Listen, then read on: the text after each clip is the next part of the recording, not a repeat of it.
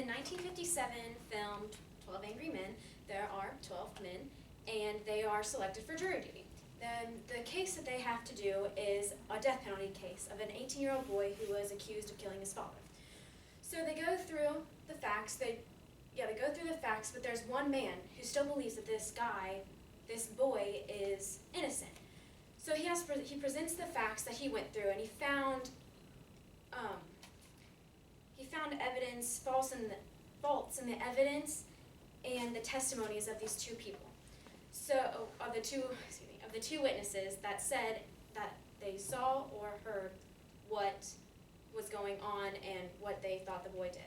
So after all this, there's another man there who has tickets to a game. So he's just going ahead and going with the highest vote, majority vote, and just so he can get it there faster. And then there is another man who is there, and he also has a personal bias against murderers.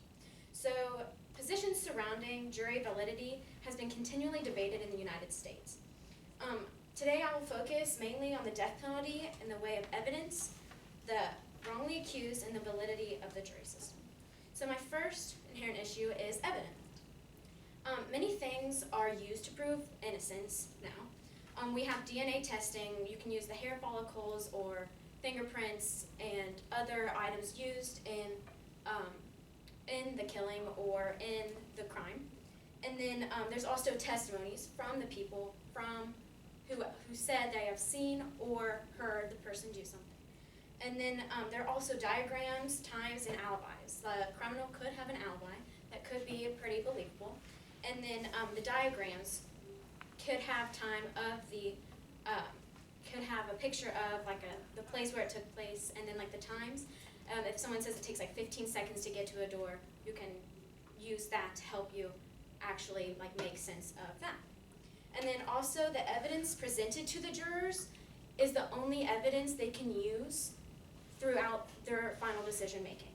So someone could have tampered with the evidence that was given, or the testimonies also could be false because they could be working, the criminal and the person giving the testimony could have been working together, but that would also be contempt of court. And then next, I'm going to talk about the wrongly accused. Okay, so some may say that it's better to have these people off the street than it is to have them still around and still committing their crimes. So there is a case from this Death Penalty Information Center. It was about this guy named Masterson, and this was a 2016 case. And he had the death penalty, and he was already killed in February. And he was accused of putting a sleeper hold on a man and killing the man.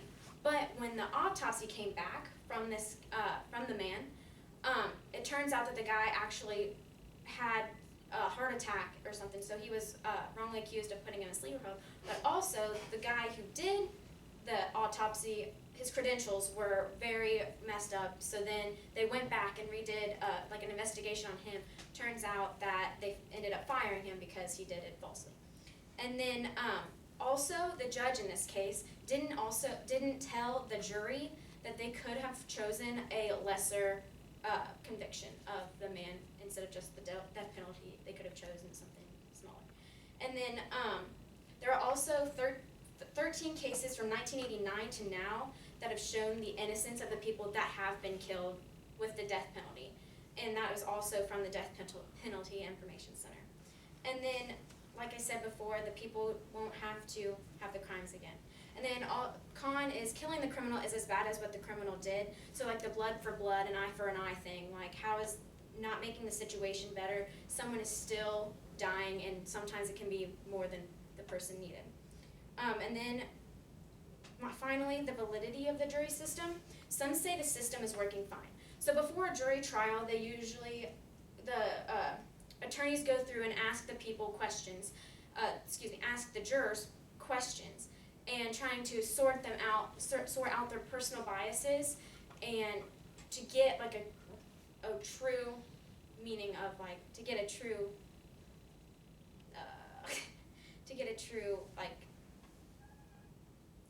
what is it? But anyway, then they also have to fill out an information paper about themselves to also weed out more personal biases. And then if they have a connection, any connection to the case, then they're also dismissed. And then others believe the system is not working.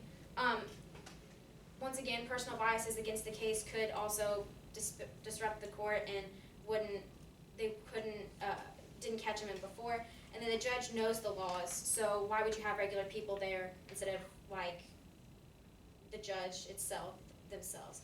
And then also, most states don't require the employers to pay the employees when they go on jury duty.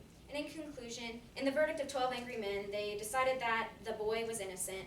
And based on evidence,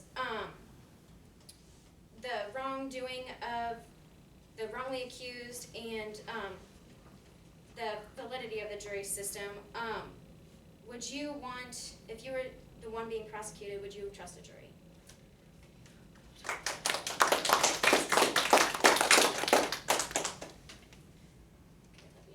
Okay, so like when you were researching this, did you see anywhere that said like different alternatives to using a jury system? Like, did they mention anything else? Not really. I mean, they just talked about. I know there's other ways to like deter. Like, are you excuse me, speaking specifically on like death penalty, No, or like just what? anything. Just anything Yeah. to. Not really necessarily. With a jury, I mean, they could just go through like an arbitrator or a mediator. But I mean, if it's concerning death penalty, I'm gonna say that they're gonna have to go through the courts. And if it was a certain type of like crime too, like depending on how bad it was. Speaking like constitutionally, don't we have the right to a speedy trial with the jury? Yes, we do. And that's one of the things that it said too. We have the right to a jury, and they said in, I don't remember where I read it, but it also said that like since we do have that right, like is it still like good for us? I don't really remember what it said, but it did touch upon that, but it was very, very shallow, like very untouched. Okay, thank you.